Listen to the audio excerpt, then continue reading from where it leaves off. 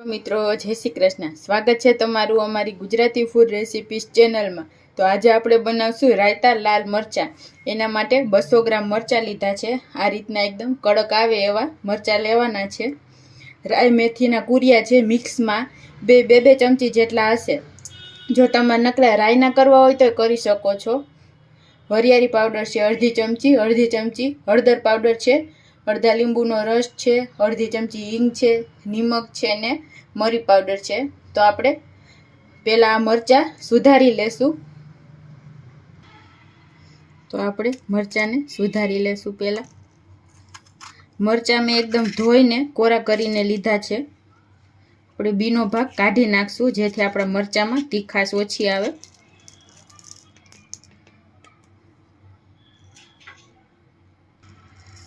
આપણે આ રીતના 4 કટકા કરી લેવાના છે મરચાંના। આ રીતના આપણે મરચાં સુધારવાના છે। તો આપણે બધા મરચાં આ રીતના સુધારી લેશું।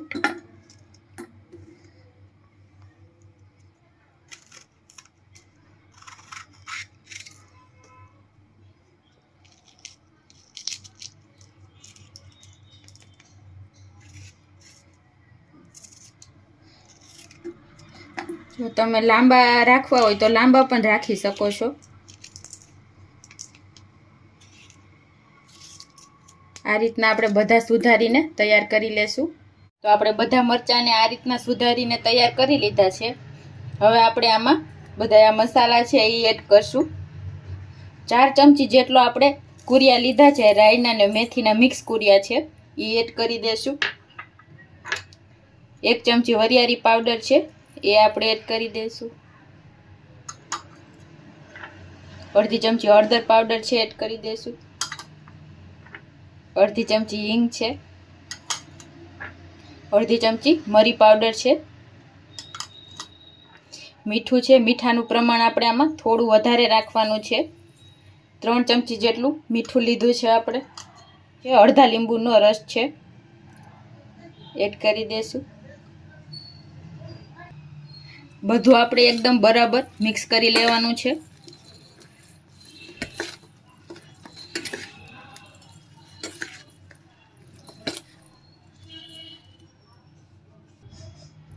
હવે આપણે એમાં 2 મોટી ચમચી જેટલું સિંગ તેલ એડ કરશું।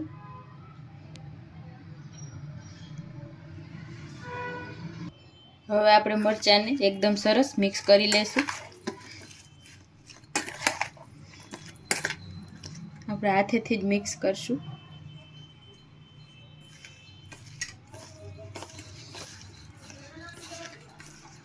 તમે તમારા ટેસ્ટ પ્રમાણે બોરાનું પ્રમાણ વધારે કે ઓછું આમાં કરી શકો છો। અને જો એકદમ તીખાશ ન ભાવતી હોય તો તમે આમાં ગોળ પણ એડ કરી શકો છો। ખાટા મીઠા પણ સરસ લાગે છે।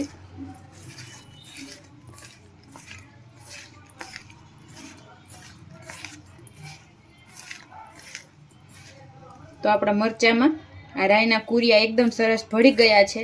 તો આપણા રાયતા મરચાં તૈયાર છે। તો આપણા રાયતા મરચાં એકદમ સરસ તૈયાર થઈ ગયા છે। હવે આપણે એને સર્વ કરશું। આપણે સર્વિંગ પ્લેટમાં લઈ લઈશું મરચાં।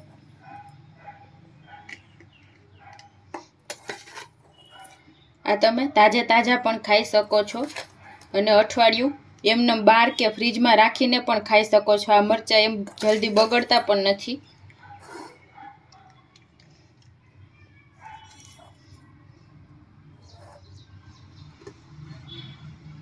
તો તૈયાર છે મિત્રો આપણા રાયતા મરચાં।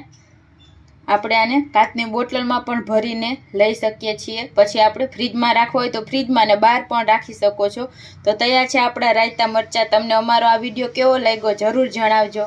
અને આવા જ વિડીયો જોવા માટે અમારી ચેનલ છે ગુજરાતી ફૂડ રેસિપીસ, એને સબસ્ક્રાઈબ કરજો। Thank you.